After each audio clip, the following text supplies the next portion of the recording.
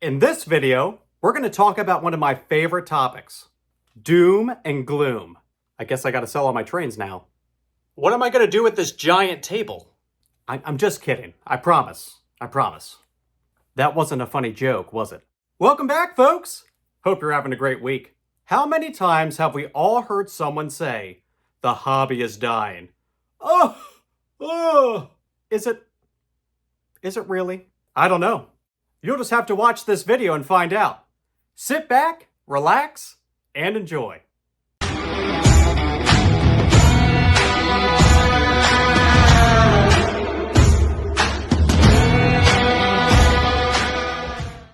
I was running trains the other night and thinking to myself about how great model railroading is as a hobby. We all love it. I love it.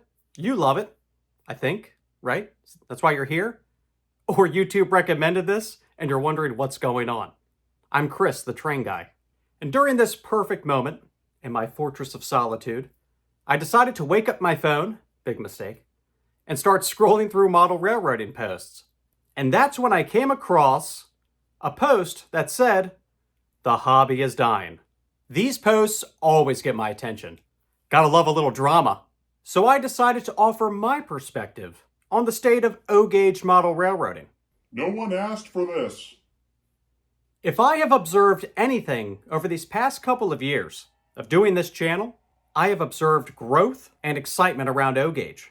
And this is from collectors and operators, modelers, observers.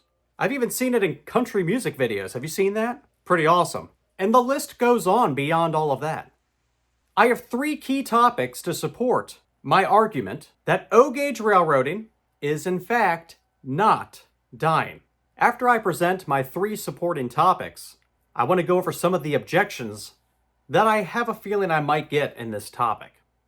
One big note before I start. I'm not using this video to compare model railroading of 2023 to the model railroading of the 1950s when Lionel was the biggest toy manufacturer in the United States. That's comparing apples and oranges. We're talking about where model trains are and the modern meta. So before I kick things off, what do you think? Is model railroading going away? Is it here to stay?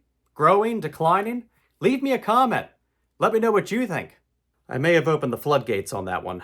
The first topic I want to talk about is the buzzing activity in the secondary market. We're seeing demand across all of the different eras of O-gauge railroading. Post-war trains continue to hold their value. MPC continues to increase in value. We're seeing a lot of movement there as well.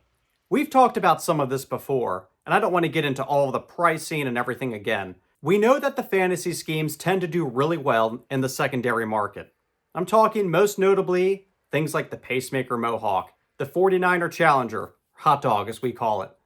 The Polar Express has continued to do very well in the secondary market.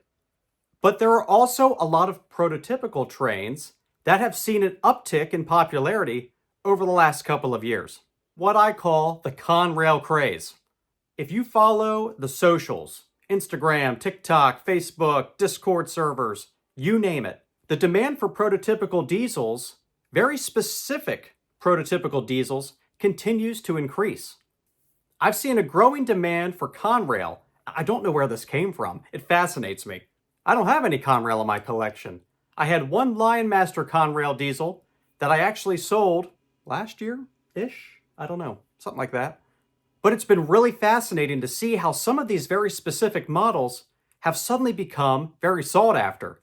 And if that tells me anything, it tells me that this hobby is continuing to grow. In my conversations with Lionel, MTH, and Atlas, they see the same thing. Modern railroads always sell very well. It's not just engines that are garnering all this popularity, though. Let's talk about rolling stock for a second. We really never talk about rolling stock on this channel. I try, but, it's... When it comes to certain types of rolling stock, we're seeing a lot of fast-moving inventory from Atlas and the modern freight cars. But one of the examples I love using is the Berwick High Cube boxcar. For some reason, these are always conversation starters. Prototypical modelers, enthusiasts are always looking for these to add to their collection. They look really good on a layout. These are so rare that I don't have any in my collection. So I had to phone a friend and ask my friend Jason from JD Stucks to send me video of them running so you can see what I'm talking about. These particular models are difficult to find, and if they're posted online, they don't stick around for very long before someone snatches them up. All of this buying, in my opinion, shows an increased interest in O-Gauge.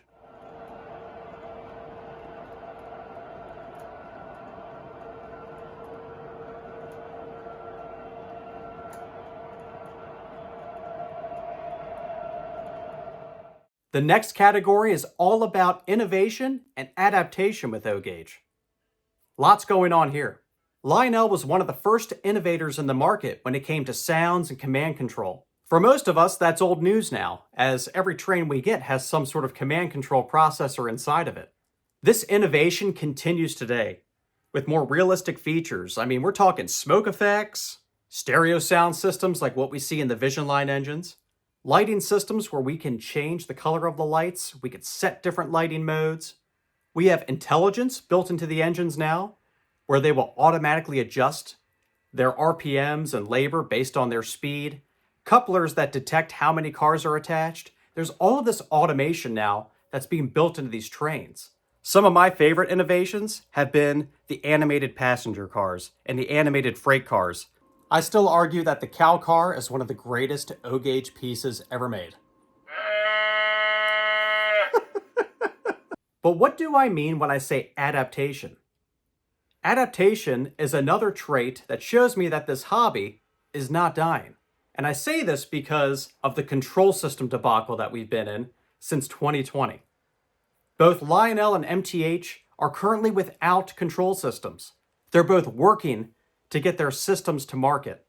Lionel's trying to get base 3 shipping. MTH is trying to get their next generation of DCS shipping. These are highly anticipated control systems. I know we all can't wait until we can get these again.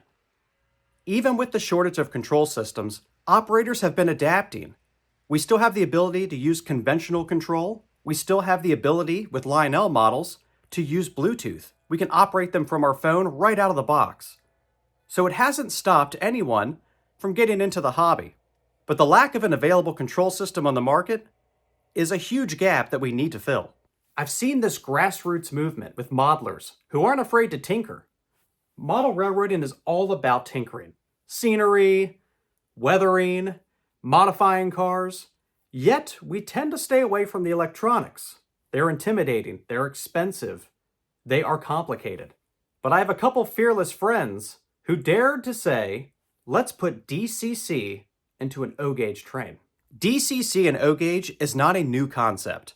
If you are an MTH collector and you've been collecting since the Proto 3 days, there's a switch where you can toggle your engine between DCS and DCC mode. What I'm focusing on here is taking an engine like a Lionel TMCC engine, or perhaps a conventional Weaver engine, or an engine by Third Rail, or an older MTH engine, and outfitting them with your own DCC decoder. Retrofitting this newer technology into older models to bring them back to life, or to enhance their features. Pretty awesome. In this example, this is my friend Sid from Sid's Trains, and my friend Johnny from the channel Optimus Trains. And together, they were able to adapt this Bluenami DCC system into this O-Gauge model.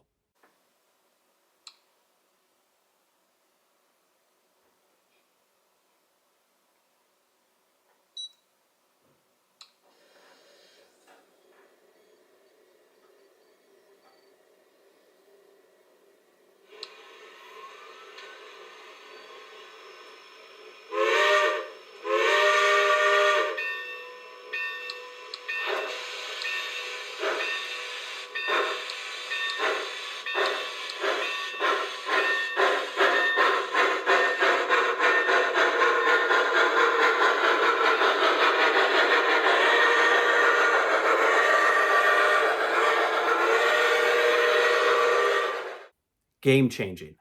We see this in other scales, HO scale, N scale. They all use that DCC standard. Why doesn't O-Gauge use that? There's a lot of reasons for it, but it doesn't mean that the future couldn't possibly hold a place for DCC in O-Gauge and O-scale trains.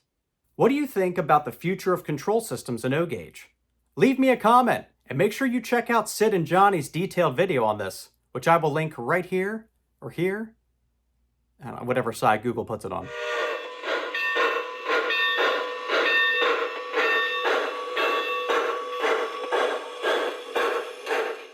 The third and final topic before I head into the objections is the growing online presence around model railroading. We are seeing a boom of new and growing YouTube channels covering all kinds of topics. When I did my RBP and Friends announcement this year, I had several hundred emails I had to go through of videos that people had sent me from all over the world. It was amazing. I couldn't fit them all into the 2-part series I did. I've saved a lot of them for the future. We're seeing online communities emerging on all forms of online medium. You have the obvious ones, the Facebook groups, Instagram, TikTok, and then there's the Discord servers where a lot of people are hanging out and creating private communities. I've been invited to weekly Zoom chats. I've seen forum growth in some of the more traditional online forums. The key thing that we're seeing is engagement. People are sharing, they're reaching out, they're showing what they're working on, they're showing what they just got, they're asking questions, we're given answers. It's just this back and forth. And this has produced tremendous growth, not just from people who've been in the hobby for a long time, but folks who've been considering doing this and now have a way to be part of it. I also look at some of the other YouTubers that are out there. If you look at Luke Towan's channel, where he does amazing dioramas. These are like Smithsonian grade, professional level tutorials. He's amassed over 1.2 million subscribers, and he does model railroading. 1.2 million followers. Amazing. And let's not forget some of the online groups, like Harry Henning from Henning's Trains. His O-Gauge group on Facebook has over 22,000 members, and tons of posts every single day. Every time I log into YouTube, I see something new in the model railroading world, whether it's a new channel of any scale. I like to watch all types of model railroading content. There is so much to see. Now let's get into the fun part, objections. I'm basing these 3 objections off of comments I've seen and other videos that I've watched. And I break the objections down into 3 pieces as well. Pricing, train show attendance, and brick and mortar stores. I don't want to spend a lot of time on pricing. Pricing right now is in such a state of flux with the economy. As someone who works in technology sales, I can tell you that the price of model railroading is going through the same fluctuations and flows as everything else. I'm not an economist, and I don't pretend to be one. In talking to manufacturers like Lionel, the Lion Chief line is really designed to provide greater access to model railroading, casting that bigger net to try to allow families and collectors to get into model railroading without having to spend thousands and thousands of dollars. Now, it doesn't mean that these sets are cheap. They're still expensive. You know, Lion Chief Plus 2.0 engine is still several $100s. So I don't want to say that it's inexpensive, but there are options out there, especially when we look at other manufacturers like Menards. The video I just did where you can get that Menards train engine for $200. There's a lot of points of entry into the hobby, but yes, if we compare the prices today to the prices of the 1950s, 60s, 70s, certainly everything looks much more expensive. But just an observation that it doesn't seem like it's just model railroading that's been feeling the sting. Train show attendance. Ooh, this is always an interesting one. Train shows are very subjective. If we look at train shows like the York Train Show or some of these other traditional swap meets, these shows were fueled by the need to go find, buy, and sell trains. With services like eBay and Trains.com and the Facebook sell groups, the forum sell groups, we can buy trains on demand anytime we want. I bought an engine from Trains.com at 2 a.m. one time. Probably a bad decision in the middle of the night. But it just goes to show how accessible these things are. What I have observed regarding train show attendance is that attendees are looking for more experiences. If I'm going to a train show, it's an opportunity to meet and talk to a manufacturer or a dealer, maybe to see someone else in the hobby, gather as a social event, and experience the hobby in new ways. I use that word experience a lot here because that's really what these are all about. Look at the big shows like Comic-Con, Gen Con, all the cons, right? Over the next few years, we're going to watch these train shows evolve into these more immersive experiences. Train shows as swap meets are amazing because being able to see and feel the train is something that's so important. But I don't think that that's going to hold up by itself anymore. We have to get creative on how we attract people's attention. And getting people's attention is really hard. In fact, we're towards the end of this video. Chances are you're probably not even watching anymore. I could talk about whatever I want right now. I should cut my grass tomorrow. And the last objection. Model railroading is dying because the brick and mortar store is closing. We're seeing this all over the place, but it's not just model railroad stores that are closing. Online shopping has disrupted the way all retail operates. I think I'm preaching to the choir, talking to everyone here about this, but it's not just model railroading that's been affected by this. And I would argue to say there is nothing better than going into a shop and picking up a train and being able to run it on a test layout, look at all the pieces of it, make sure it's not scratched, test it, and then box it up and take it home. Nothing better than that. Even though we all want the hobby shop to remain, there is no denying that the online way of shopping is here to stay. We're very fortunate in model railroading to have some really strong online shops. Train World, Trains.com, Mr. Muffins, Trains, Pat's Trains, the list goes on. There are so many retailers out there working tirelessly to make sure that the trains are shipped carefully, they reach their destination, and the customer service is always spot on for all of these. So there you have it, the video you didn't ask for, but I made it anyway. I'm going to go on the record again and say, model railroading is not dying. And I have to say, it's thanks to all of you and this great community of model railroaders across all scales, not just O-Gauge. Although I do like O-Gauge. As always, a huge thank you to all of my subscribers and everyone who's been supporting this channel. My name is Chris, and this is RBP Trains. We'll see you next time.